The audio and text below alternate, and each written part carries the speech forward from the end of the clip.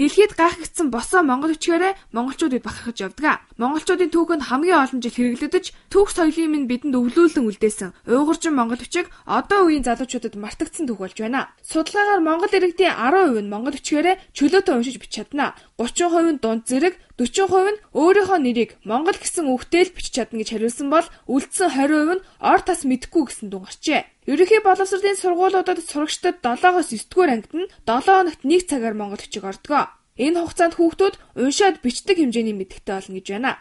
Тэгэхээр монгол бичгийн ерөнхий боловсролын сургуулийн монгол бичгийн хичээлийн зорилго бол сурагчид монгол бичгээрээ бичдэг, уншдаг ийм болох зорилготой. Тэгэхээр энэ цаг бол ийм хангалттай цаг. За хуучин 10 жилийн тогтолцоонд бол бид нар 3 дугаар ангиас нь 8 дугаар анги дуустал үздэг байсан.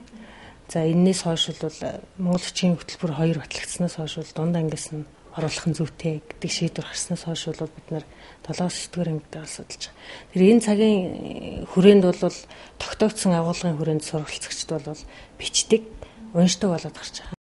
Хүүхдүүд сайн сурсан байлаач эргээд монгол бичгийг хэрэглэх орчны дэмжлэг байхгүй учраас амархан мартагдах нь илбэг гэж байна. Үнэхээр Монголын хэмжээнд монгол бичгээр бичсэн хаяг самбар цөөн. Цаг үеийн мэдээ гэвэл хүмүүн бичиг гэсэн сонирхол гардаг. Ийм байхад сонирхлоороо хөгжүүлнэ үү гэхээс хэрэгцээ байхгүй байгаа юм а. Харин энэ хичээлийн жилээс эхлэн суурь боловсролын гэрчлэгээ, ихтэй сургуулийн дипломнуудыг монгол бичгээр гаргасан байна.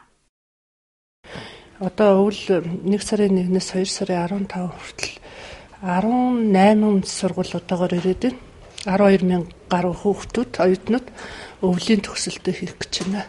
Энд бол бүх хүүхдүүд бол хосолсон хэллээрээ диплом үнэмлэхээ гардаж авч байгаа. Ач холбогдол гэвэл зөндөө байна л да.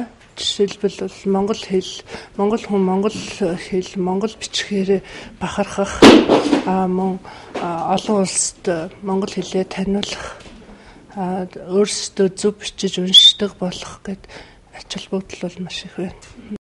Ингэхээр иргэдэд өөрийнхөө нэрийг төгссөн сургуулаа монгол бичгээр яаж бичдгийг мэддэг болоод төгсгөнэ. Монгол бичгийг энэ цаг үед авч үлдэж байгаа хүмүүс бол өвөр монголчууд юм а. Энэ мэтчлэн сурах хүмүүс нь багасаад байвал хэдхэн жилийн дараа монгол бичиг гэж босгоо бичиг байсан юм гинлээгээд суух цаг ойрхон болох нэ. Шууд ариуна сайн заяанаар мэдээллээ.